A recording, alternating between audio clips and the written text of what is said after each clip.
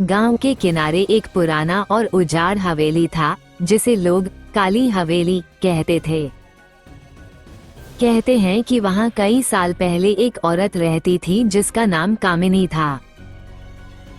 कामिनी बहुत खूबसूरत थी, लेकिन उसकी सुंदरता के पीछे एक गहरा राज छिपा था।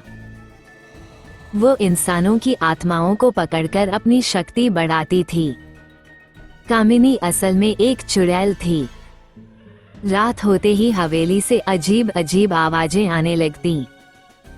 किसी के रोने, चीखने और दरवाजे के जोर जोर से बंद होने की आवाजें सुनाई देती थीं।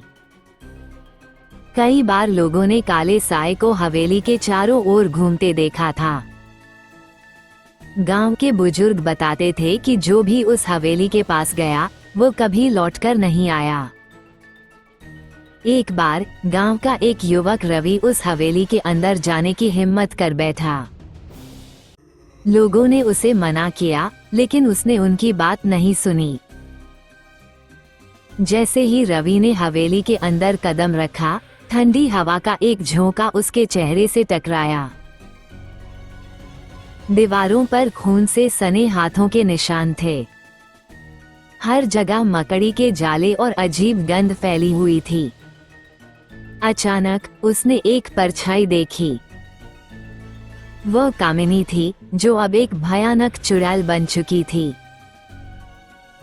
उसकी लाल जलती आंखें, बिखरे हुए बाल और लंबे नुकीले नाखून देखकर रवि के रोंगटे खड़े हो गए।